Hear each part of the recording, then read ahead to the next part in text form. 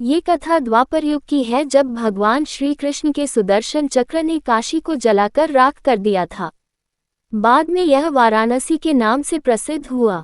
ये कथा इस प्रकार है। मगध का राजा जरासंध बहुत शक्तिशाली और क्रूर था। उसके पास अनगिनत सैनिक और दिव्य अस्त्र शस्त्र थे। यही कारण था कि आसपास के सभी राजा उसके प्रति मित्रता का भाव रखते थे। जरासंध की अस्ति और प्रस्ति नामक दो पुत्रियां थीं।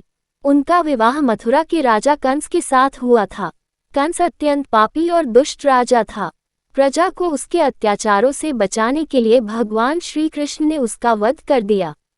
दामाद की मृत्यु की खबर सुनकर जरासंध क्रोधित हो उठा। प्रतिशोध की ज्वाला में जलते जरासंध ने कई बार मथुरा पर आक्रमण किया, किंतु हर बार श्री कृष्ण उसे पराजित कर जीवित छोड़ देते थे। एक बार उसने कलिंगराज पौंड्रक और काशीराज के साथ मिलकर मथुरा पर आक्रमण किया, लेकिन भगवान श्री कृष्ण ने उन्हें भी पराजित कर दिया।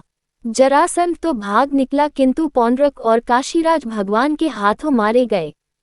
काशीराज के बाद उसका पुत्र काशीराज बना और श्री कृष्ण से बदला लेने का निश्चय किया। वह श्री कृष्ण की शक्ति जानता था, इसलिए उसने कठिन तपस्या कर भगवान शिव को प्रसन्न किया और उन्हें समाप्त करने का वर मांगा। भगवान शिव ने उसे कोई अन्य वर मांगने को कहा, किंतु वह अपनी मांग पर अड़ा रहा। तब शिव ने मंत्रों से एक भयंकर कृत्या बनाए और उसे देते हुए बोले, वत्स, तुम इसे जिस दिशा में जाने का आदेश दोगी, यह उसी दिशा में स्थित राज्य को जलाकर राख कर देगी। लेकिन ध्यान रखना, इसका प्रयोग किसी ब्राह्मण भक्त पर मत करना, वरना इसका प्रभाव निष्फल हो जाएगा। ये कहकर भगवान शिव अंतर्धान हो गए। इधर दुष्ट काल्यवन का वध करने के बाद श्री कृष्ण सभी मथुरा वासियों को लेकर द्वारिका आ गए थे। काशीराज ने श्री कृष्ण का वध करने के लिए कृत्या को द्वारिका की ओर भेजा। काशीराज को यह ज्ञान नहीं था कि भगवान श्री कृष्ण ब्राह्मण भक्त हैं, इसलिए द्वारिका पहुंचकर भी कृत्या उनका कुछ अहित न कर पाए। उल्टे श्री कृष्ण ने अपना सुदर्शन चक्र उसकी ओर चला दिया। सुदर्शन भयंकर अग्नि उगलते हुए कृत्या की ओर झपटा। प्राण संकट में देख कृत्या भयभीत होकर काशी की ओर भागी।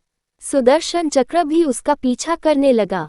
काशी पहुंचकर सुदर्शन ने कृत्या को भस्म कर दिया, किंतु फिर भी उसका क्रोध शांत नहीं हुआ और उसने काशी को भस्म कर दिया। कालांतर में वारा और असी नामक दो नदियों के मध्य यह नगर पुनः बसा। वारा और असी नदियों के मध्य बसे होने के कारण इस नगर का नाम वाराणसी पड़ गया। इस प्रकार काशी का वाराणसी के रूप में पुनर्जन्म हुआ।